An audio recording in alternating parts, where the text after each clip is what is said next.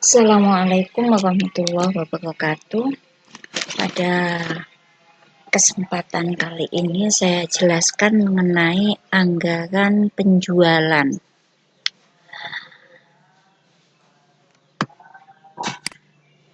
Nah, anggaran penjualan ini berarti kita menganggarkan berapa penjualan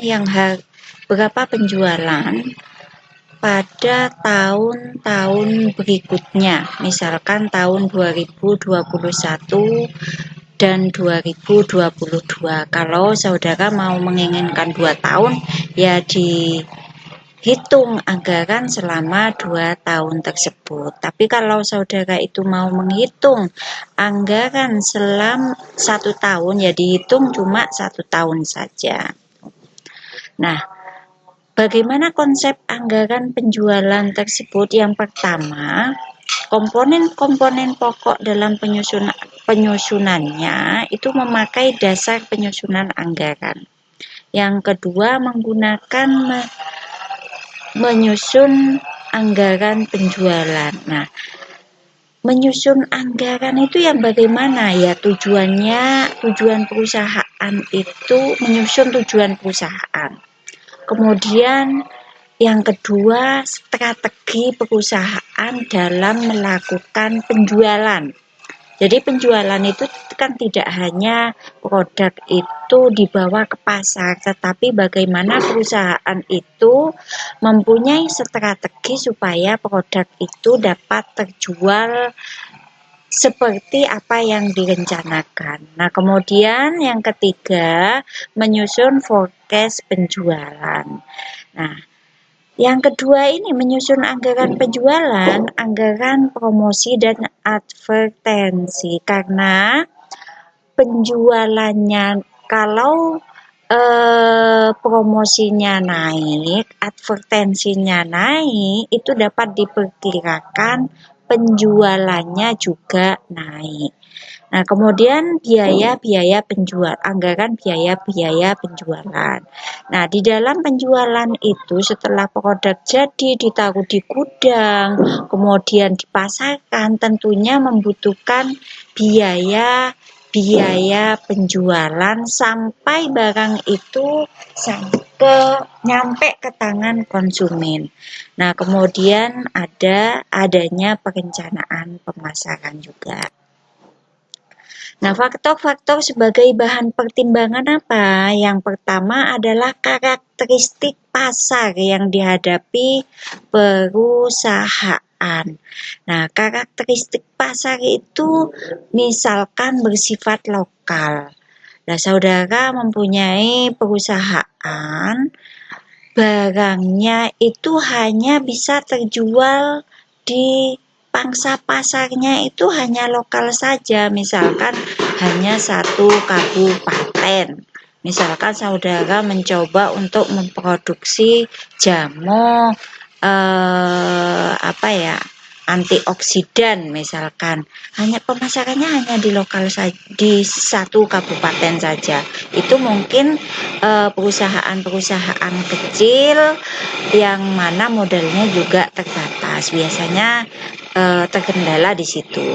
Nah, misalnya lagi luas pasarnya regional. Regional itu bisa sampai 1 provinsi. Nah, 1 provinsi, misalkan provinsi Jawa Tengah jangkauannya.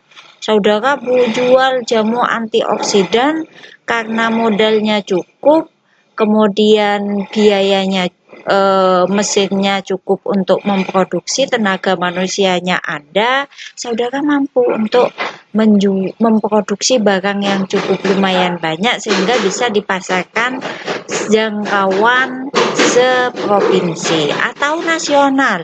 Nasional ini biasanya perusahaan besar. Nah, perusahaan besar itu mampu memproduksi barang sebanyak permintaan konsumen mulai dari Sabang sampai Merauke. Nah, itu perusahaan sudah mampu untuk melakukannya. Nah, mampu melakukan ini tentunya ditunjang oleh beberapa faktor faktor, misalkan modal, tenaga kerja, mesin, terus manajemen pemasaran, terusan iklan, itu kan harus ada semua, harus faktor-faktor itu, faktor-faktor penunjangnya harus ada semua sehingga perusahaan tuh mampu memproduksi barang yang cukup banyak, bisa memenuhi permintaan skala nasional, dan ini modalnya biasanya besar. Nah, yang kedua, keadaan persaingan monopoli atau persaingan bebas. Nah, persaingan monopoli itu kalau saudara memproduksi barang tetapi persaingannya monopoli, ya abot, nggak laku, karena namanya juga persaingan monopoli. Persaingan monopoli itu yang bagaimana? Persaingan yang dikuasai oleh salah satu perusahaan, misalkan perusahaan BUMN. Nah, perusahaan BUMN itu menguasai misalkan perusahaan listrik ya.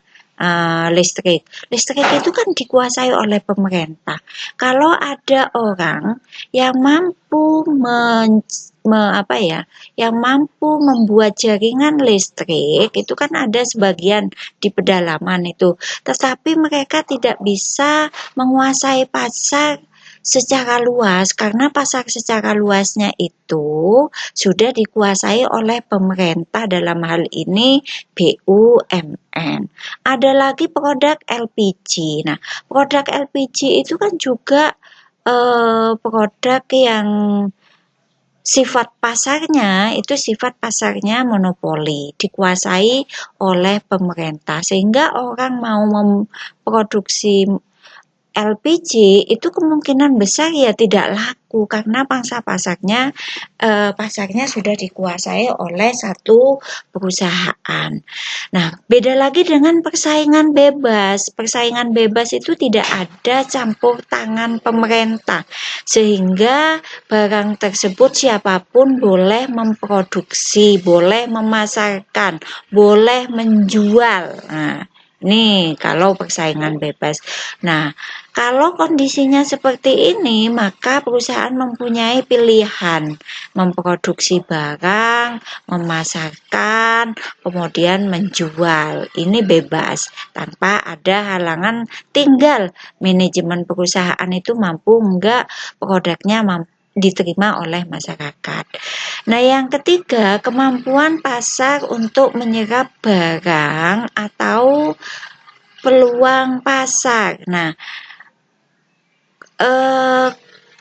produk yang diciptakan yang akan dijual oleh perusahaan tersebut itu mampu enggak tembus pada peluang pasar. Misalkan sekarang ini banyak produk rokok. Nah, rokok itu macam-macam. Kalau di sini ada Jisamsu, kemudian Jarum, kemudian apa itu namanya? Saya kalau perokok nggak begitu hafal ya. Terusan apa itu sukun dan lain sebagainya. Kalau di Jawa Timur itu ada jagung, ada produk rokok jagung itu ada itu ya. Nah, kalau Anda menciptakan produk merek baru, rokok merek baru, kira-kira ini mampu tembus pasar enggak? Nah, itu juga harus dibaca, dan manajer perusahaan tuh mampu nggak menciptakan peluang pasar, karena peluang itu bisa diciptakan dengan apa? Dengan iklan, promo, kemudian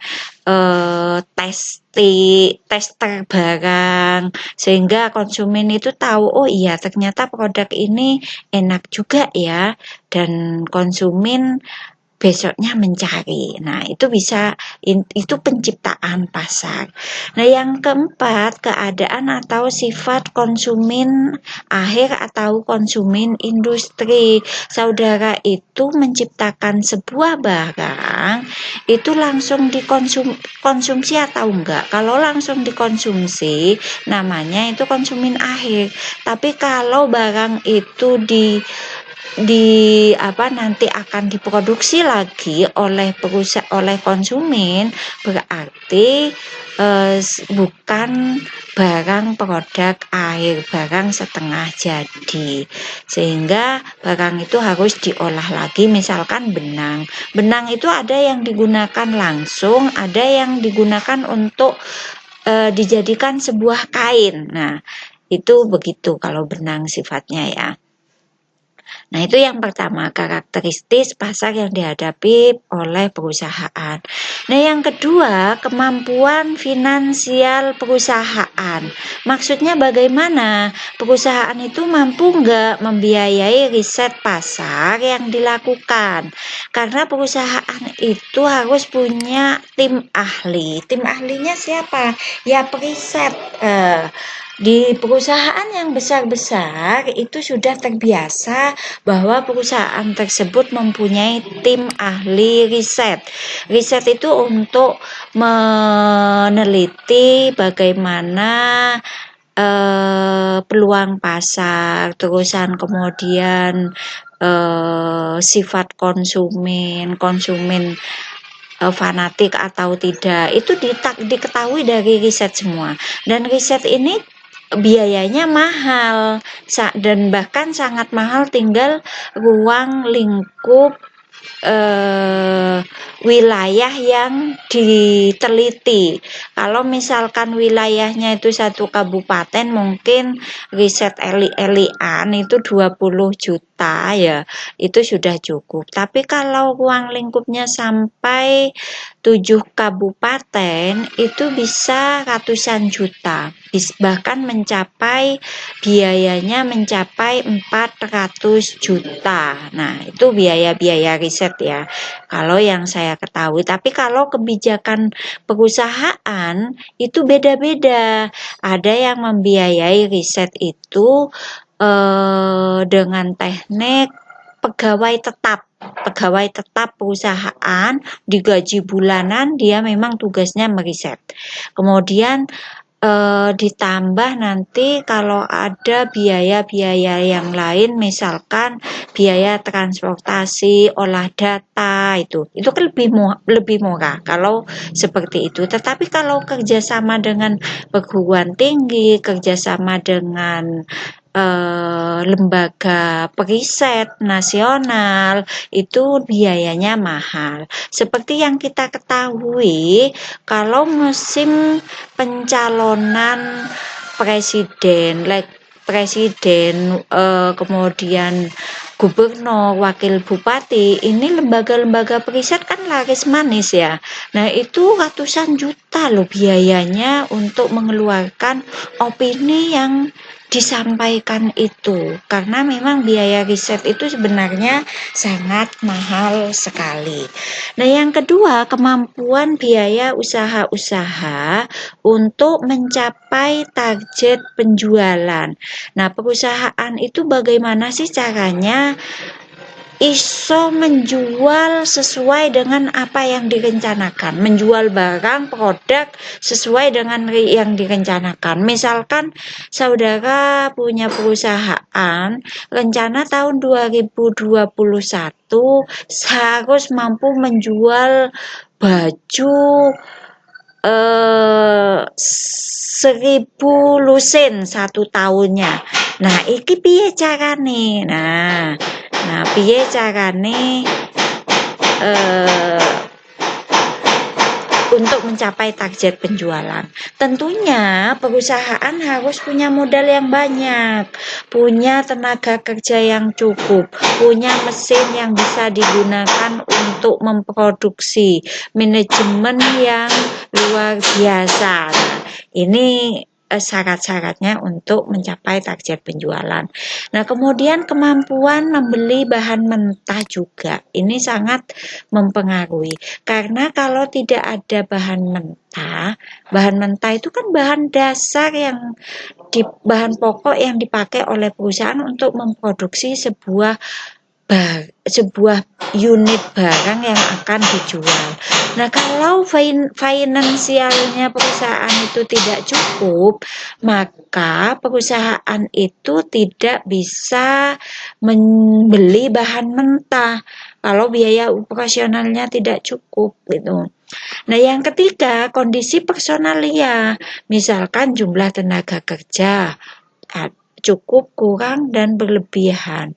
Nah, biasanya jumlah tenaga kerja itu disesuaikan dengan kebutuhan perusahaan.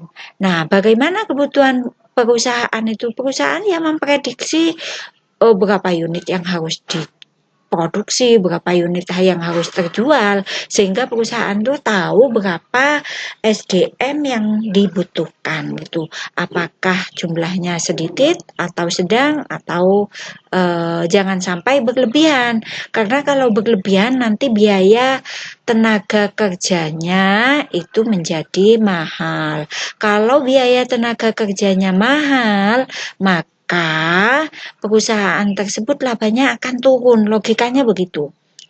Nah, yang kedua, apakah tenaga kerja yang tersedia mampu melaksanakan tugasnya? Tenaga kerjanya jumlahnya sedangan cukup ya, misalkan. Tapi dia mampu kerja maksimal karena diawasi dengan ketat, misalkan. Nah, karena diawasi dengan ketat itu dia bekerjanya maksimal, mulai sesuai dengan jam datang. Misalkan jam datangnya itu kalau di SAMI itu kan ada yang jam 7 ya. Jam 7 kemudian nanti jam 4 mereka keluar. Itu harus tepat waktu. Kalau telat 1 menit, 2 menit setiap harinya atau telat bahkan 10 menit, itu dihitung oleh bagian manajer. Kemudian diakumulasikan pada saat pemberian gaji. Sehingga gajinya itu dipotong atas kekurangan jamnya tersebut. Itu kalau di perusahaan besar itu modelnya seperti itu, sehingga karyawan pekerja itu bekerja secara maksimal karena perusahaan itu mendapatkan laba itu per unitnya itu sangat sedikit sekali. Sehingga semuanya harus diawasi, semuanya harus tepat waktu, semuanya harus perfect gitu. Nah, yang keempat itu dimensi waktu. Berapa lama periode waktu untuk membuat suatu proyeksi. Nah, berapa lama itu ya? Apakah setahun, 6 tahun, 2 tahun. Nah, ini ya. Nah, saya jelaskan selanjutnya mengenai politik harga dalam anggaran. Contoh politik harga itu bagaimana sih? Jadi politik itu tidak hanya ada di ranah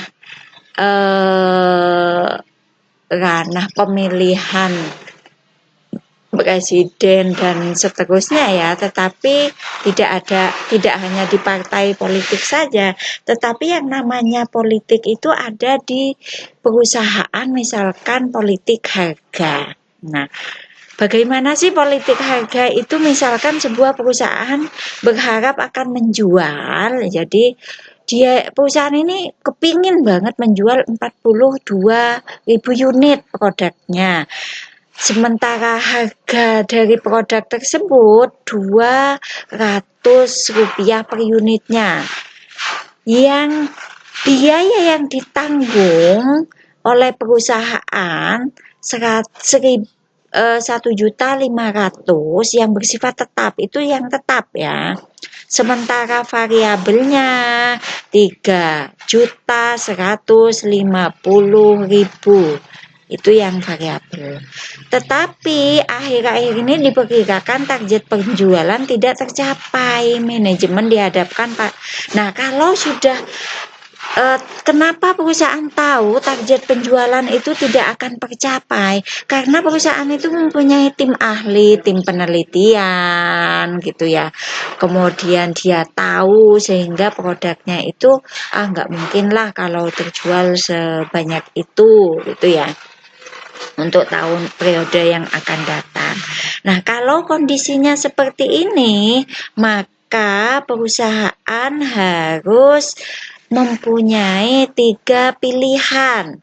Nah, apa pilihannya? Yang pertama, mempertahankan apa yang direncanakan. Nah, rencana ini 42.000 unit itu dipertahankan dengan harga yang tetap 200 unit. Tetapi nanti kita lihat labanya itu bagaimana ya. Karena ada banyak pilihan. Nah, pilihan yang kedua, strategi yang kedua atau politik yang kedua, menaikkan harga 10%. Jadi harganya dinaikkan, tetapi volumenya diturunkan 10%. Gitu. Nah, kalau harganya naik, volume turun, sehingga biaya-biaya kan juga turun. Logikanya begitu. Nah, yang ketiga, menaikkan volume ya. Menaikkan volume, logikanya kalau menaikkan volume itu biaya naik. Dan harga turun, Nah, ini mungkin yang ketiga ini bukan pilihan yang tepat kemungkinan. Tapi kita lihat dulu nanti penghitungan labanya. Nah, misalkan ini ya politik harga mempertahankan rencana. Unitnya 42.000, harga tetap 200.000. Penjualannya itu kan dari ini kali ini ya, 42 kali 200 ini penjualannya 8.400.000. Sementara biaya tetapnya tadi 1.500.000 dan biaya variabelnya 3.150.000. Total biayanya 4.650.000. Nah, labanya berapa? Jadi labanya 8.400.000 dikurangi 4.650.000, maka labanya 5.750.000. Nah, ini kalau perusahaan mempertahankan rencana, tetapi ada sebuah resiko ya, resiko barang tersebut ada yang tidak terjual sehingga kalau tidak terjual semuanya maka perusahaan tidak akan mendapatkan 8.400.000 ini, sehingga labanya juga nantinya akan turun karena prediksi penjualan itu tidak sebanyak itu gitu ya. Permintaan konsumen itu tidak sebanyak itu. Nah, yang kedua, kenaikan harga 10%. Jadi harganya tetap dinaikkan, volumenya diturunkan. Nah, ini rencana yang ada risikonya juga. Kenapa kok barangnya naik ya gitu ya. Tetapi kalau barang ini habis terjual, perusahaan untung besar. Nah, kalau memakai politik yang kedua ini. Nah, ini diturunkan 10%, dari 42 dikurangi 10% jadi 37. Kemudian harganya dinaikkan dari 200 dinaikkan 20% menjadi 220. Nih. Sehingga penjualan perusahaan itu totalnya 8.516.000. Biaya tetapnya kalau tetap ya 1.500.000. Biaya variabelnya 2.836.000 ya. Kemudian total biayanya itu 4.500.000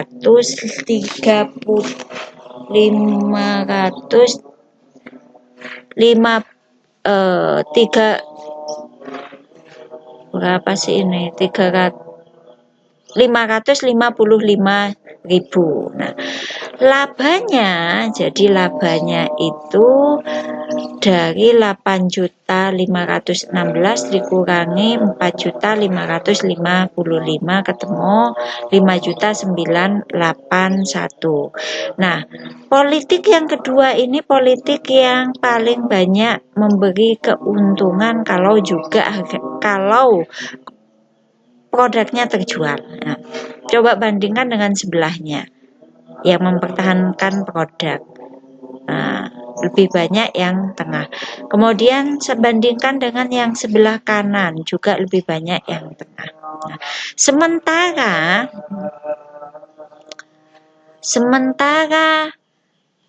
politik yang ketiga itu kenaikan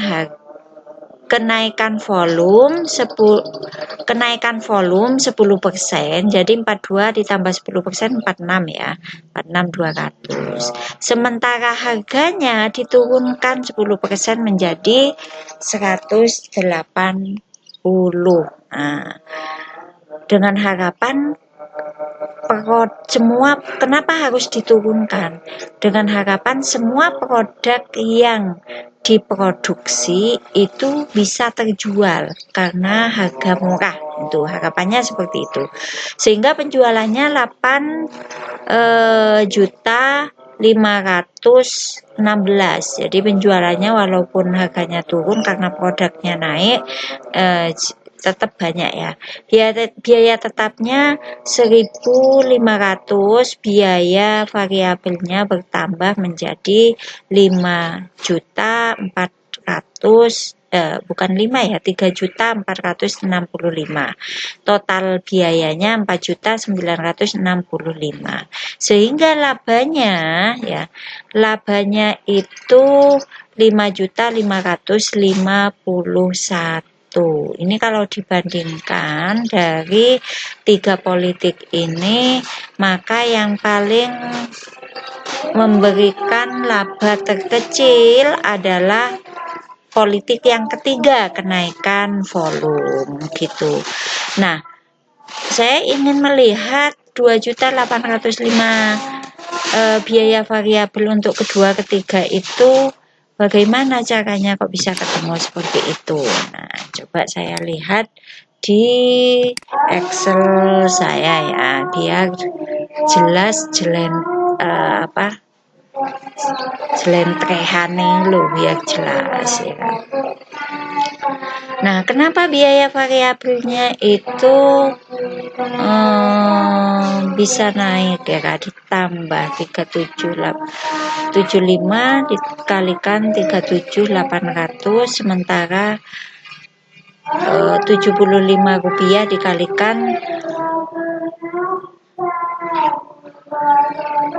3.800, sementara yang ketiga 75 dikalikan 46.200 gitu ya. Nah,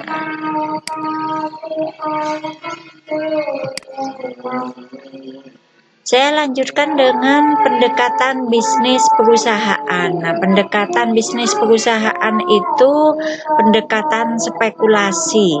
Nah, yang pertama spekulatif itu bagaimana perusahaan tidak memperhitungkan rasio yang diakibatkan oleh ketidakpastian faktor-faktor internal maupun eksternal.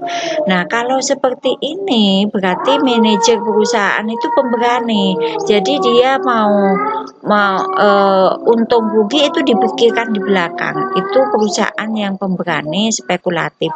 Biasanya orang yang seperti ini mengambil sebuah keputusan spekulatif ini kalau jatuh ya jatuh beneran, tapi kalau untung ya untung beneran. Tetapi keunggulan orang yang mempunyai pemikiran seperti ini, dia mudah bangkit ya. Jadi karena dia pemberani. Nah, yang kedua, pendekatan kalkulatif risiko. Nah, perusahaan secara aktif melakukan estimasi terhadap risiko yang diakibatkan oleh ketidakpastian faktor-faktor internal dan eksternal. Nah, itu kalau yang kedua ya, selalu dihitung. Nah, forecast penjualan itu yaitu proyeksi tentang permintaan konsumen potensial pada suatu periode tertentu dengan menggunakan berbagai asumsi tertentu pula. Nah, apa faktornya? Faktornya ya sifat produk yang kita jual. Apakah produknya itu produk yang memang lagi tren, dibutuhkan terus-menerus atau bagaimana? Kemudian metode distribusi yang dipakai, langsung atau tidak langsung. Jadi ketika produk itu jadi disimpan di gudang itu langsung dikirim ke konsumen atau tidak. Kalau produk itu langsung maka biaya gudang itu menjadi sedikit. Tetapi kalau produknya tidak langsung, biaya gudangnya akan membengkak ya. Kemudian contoh biaya gudang membengkak itu biasanya di makanan ya. Misalkan perusahaan yang menjual produk udang matang. Nah, setelah matang, dia selesai produksi disimpan di gudang, tidak langsung diekspor misalkan.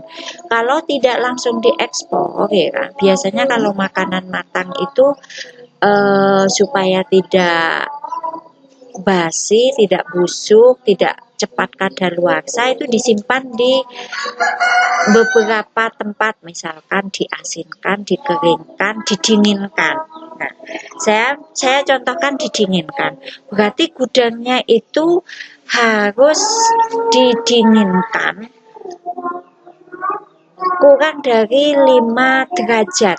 Kalau kurang 5 derajat itu freezer ya, sama dengan freezer atau 0 derajat ya. Ini biaya listriknya saja itu sudah sangat mahal. Ini contohnya ya. Makanya kalau menyimpan barang di gudang itu jangan terlalu mahal. Selain yang kalau bersifat makanan, minuman itu yang dikonsumsi itu rugi perusahaan. Beda dengan perusahaan onderdil itu kan nggak pernah bosok, itu mau paling ada yang rusak gitu. Yang ketiga, besarnya perusahaan dibanding pesaing-pesaing kita. Nah, misalkan produk udang tadi ya, di perusahaan pesaing-pesaing kita itu sebesar apa? Oh, ternyata pesaing kita itu hanya mampu menjual lokal saja atau nasional, mentok nasional. Sementara perusahaan yang kita kelola itu mampu menjual ekspor. Nah, berarti sudah faktor penentu mempengaruhi pembuatan forecast penjualan. Kemudian tingkat persaingan yang dihadapi. Nah, tingkat persaingan itu misalkan sama-sama produk udang, sementara yang satu itu jual lokal, yang satunya lokal dan ekspor. Nah, kira-kira tingkat persaingannya itu menang mana? Ini dilihat dari manajemen perusahaan tersebut. Misalkan produk A lebih dikenal oleh masyarakat karena sering memberikan iklan kepada masyarakat, sering datang ke masyarakat untuk memberikan tester. Yang kelima, data historis yang tersedia. Data-data masa lalu berarti. Nah, forecast penjualan itu mempengaruhi bahkan menentukan keputusan dan kebijakan yang diambil. Misalkan kebijakan dalam perencanaan produksi. Oh, saya itu mau memproduksi tahun 2021 nanti 1000 unit barang. Nah, kemudian kebijakan persediaan barang jadi.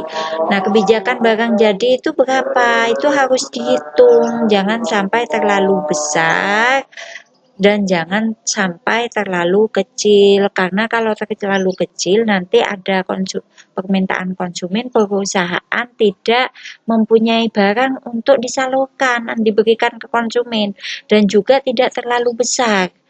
Karena apa? Kalau terlalu besar biaya perawatan, biaya gudang itu juga mahal. Nah, yang ketiga, kebijaksanaan penggunaan mesin-mesin. Apakah mesin itu akan digunakan 24 full time? Apakah mesin itu digunakan hanya 8 jam kerja saja normalnya gitu. Kalau digunakan full time berarti harus ada tenaga perawatan mesin yang standby. Nah, itu kan menambah biaya juga gitu.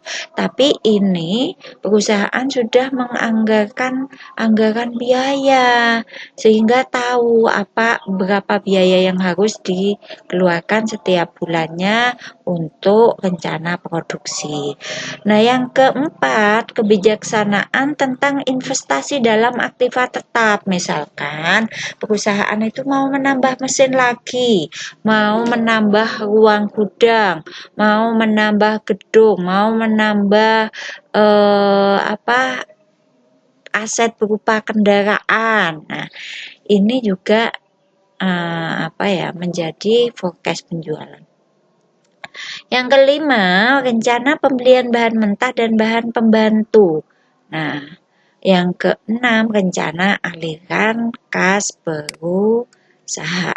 Nah, teknik forecast penjualan itu ada beberapa. Yang pertama, forecast berdasarkan pendapat. Nah, ini sudah saya jelaskan di pertemuan kedua ya.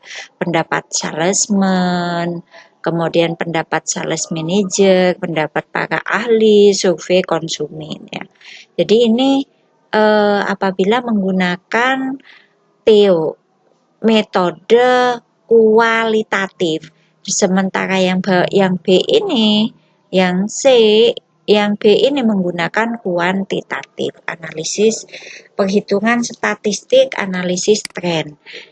A garis tren bebas, B garis tren metode setengah kata-kata, C garis tren matematis. Yang C spesifik purpose method analisis industri, analisis produk lain, analisis penggunaan akhir. Ya, kemudian analisis trennya itu bagaimana? Cara menganalisis tren. Nah, menggunakan garis tren secara bebas. Nah, kelemahan analisis tren ini itu sangat subjektif. Jadi tergantung pada yang analisis ya.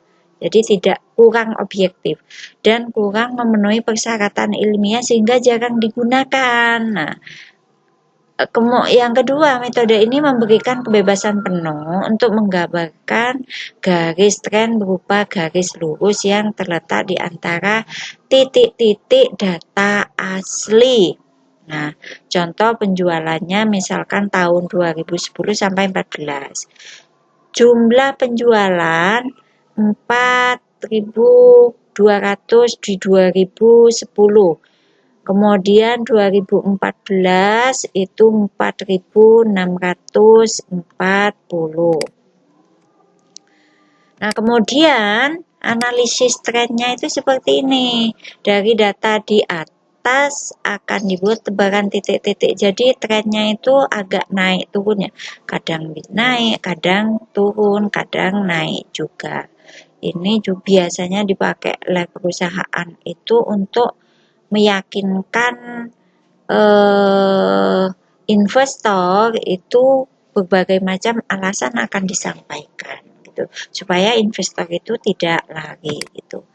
Nah, yang kedua menggunakan setengah kata-kata. Ini kalau yang kemarin pertemuan dua paham itu, maka ini juga paham, yaitu membagi data menjadi dua bagian, dua kelompok, kelompok 1 dan kelompok 2, kemudian menghitung perubahan tren dengan rumus kata-kata K2 dikurangi kata-kata K1, kemudian tahun dasar K2 dikurangi tahun dasar K1 gitu. K1 itu kelompok 1, K2 itu kelompok 2. persamaan trennya Y sama dengan A plus BX. Nah, Y sama dengan A plus BX. Nah, contohnya ini tahun penjualan 2010 sampai dengan 2015. Karena kalau menggunakan kata-kata seperti ini, maka datanya itu biasanya 6 sehingga bisa dibagi 2 sehingga kata-katanya bisa dicari dengan baik gitu. Nah, jumlah penjualannya unit 6.300 di tahun 2010, di tahun 2015 7.150. K1-nya itu 2010 sampai 2012. Nah, kemudian ini kelompok 1. Kelompok 2-nya 2013 sampai 15. Ini kelompok 2. Nah, kemudian bagaimana menyelesaikannya? Ini tahunnya kita tulis, kemudian penjualannya ini, penjualan per unitnya, totalnya per kelompok ini. Ini kelompok 1 19.500, kelompok 2 20.940. Nah, kata-katanya dibagi 3. Ini kan 3 datanya. Jadi dibagi 3. Ketemu 6.500, kemudian ya kelompok 2 ketemu 6.920. Nah, nilai X-nya min 1, 0, itu dimulai dari kelompok 1 tahun dasar 2011-nya dimulai dari 2011. Sementara kelompok dasar tahun 2014 dimulai tahun kok dimulai ya? Nolnya itu ada di 2014, ada di kelompok 2.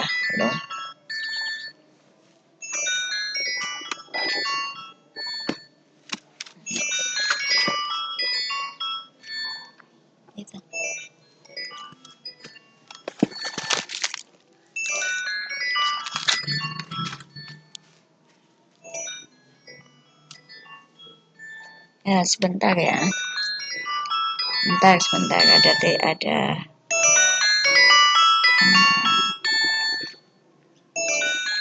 Nah, kelompok 2. Saya lanjutkan maka penjualan. Nah, untuk mencari kata-katanya itu seperti ini ya. B-nya ya, maksud saya B-nya 6980 itu dari kelompok 2 dikurangi kelompok 1 dibagi 3 karena datanya 3 160. Maka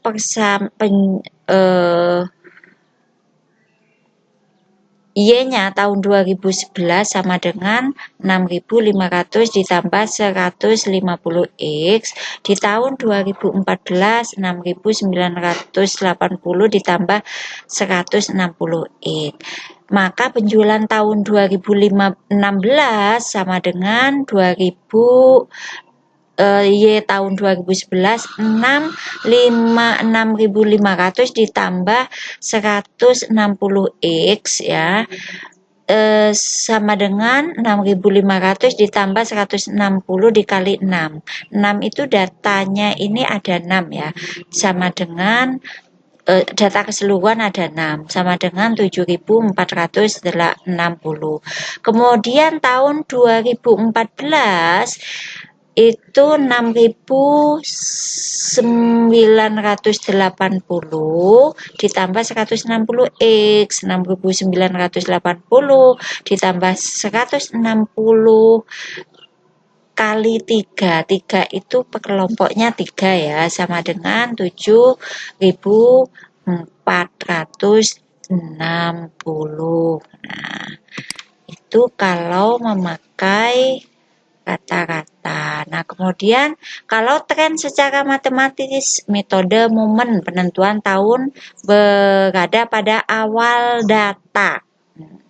Y persamaannya bagaimana? Y sama dengan A plus BX, X, YI sama dengan NA plus BX, Y, XI, sementara sigma XY, XI kali YI sama dengan A sigma XI plus BX XI kuadrat.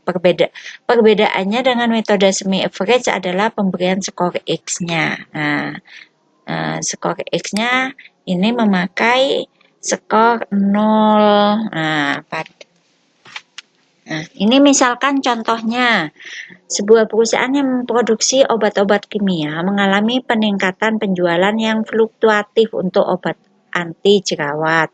Berikut ini adalah tingkat penjualan obatnya 2010, datanya 2010 sampai dengan 2014. Berarti datanya 5 ya. Kemudian penjualannya ini. Nah, data menggunakan metode momen buatlah forecast penjualan tahun 2015-16, berarti ini forecastnya 2 tahun ya, 2 tahun. Nah, bagaimana penyelesaiannya? Penyelesaiannya mencari tingkat penjualan tahun 2015 ini datanya ya, X-nya 0 sampai dengan 4, totalnya 5, kemudian XI, YI ini tinggal dikalikan saja ya, ketemunya ini, kemudian X kuadratnya kuadrat dari sini, totalnya 30. Nah, persamaan satunya ya, ini persamaan 1 sama dengan 2.440.800 sama dengan 5A ditambah 10B sama dengan X2-nya sama, dikalikan 2 ya. 4 ketemu 4.800.000 ini dari sini kali 2. 10A plus 20B. 3 juta karena ini kali 1 berarti masih sama dengan ini, 3.409.450 sama dengan 10A plus 30B. Ini min ya, hasilnya min 612.430 sama dengan min 10B, sehingga B-nya ketemu 661.245. Nah, B-nya itu dilanjutkan, B-nya 661.245, 4.800 ini ya, 481. Dari sini disama dengan 10A plus 20B. Nah, 4 juta ini sama dengan 10A plus 20 kali 6. Nah, 6124 kali B ya, ini diturunkan ke sini. Kemudian 10A-nya sama dengan 365.600, sehingga A-nya itu 3.603.670 sama Y-nya 365.670 ditambah 61.245X. Nah, lanjutannya ini ya, Y-nya sama dengan 365.670 ditambah 1.245X, maka Y tahun 2015 itu ketemu 671.895.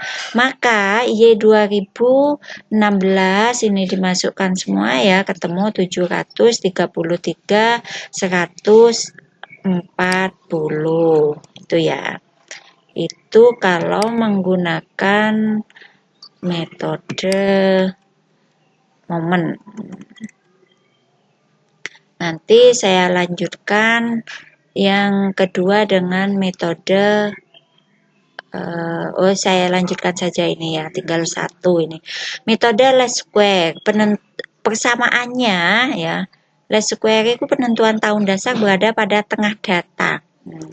tengah data ya, tahun dasarnya tengah data, sehingga 0 itu dari tahun 2012, ini namanya tengah data. Dengan syarat data genapnya ini ya kan, data ganjilnya ini, kemudian rumusnya sama dengan X, sigma X-nya 0, sehingga ini syaratnya ya. Ini A sama dengan sigma XY dibagi N, B-nya sigma XY dibagi sigma X kuadrat. Nah, datanya ini ya, saudara amati dimulai dari 0. Dimulai dari paling tengah, yaitu tahun 2015 dengan angka 0 gitu ya. Sehingga A-nya 700 ini dimasukkan ya. Sigma Y-nya 760 dari sini dibagi 5, N-nya 5 ya. Kemudian sama dengan 152. Nah, B-nya 100 dibagi 10 ini sama dengan 10. Nah, sehingga ramalan penjualan tahun 2015 itu Y sama dengan 152 ditambah 10 kali 3 sama dengan 182 unit. Dimana 3 ini dari ini loh, lanjutannya ini 1, 2, 3 di sini, data ke N-nya itu 3 gitu ya. Oke, dari saya cukup sekian. Contoh selanjutnya bisa saudara baca dan saudara pahami Nah, dari saya cukup sekian. Wassalamualaikum warahmatullahi wabarakatuh.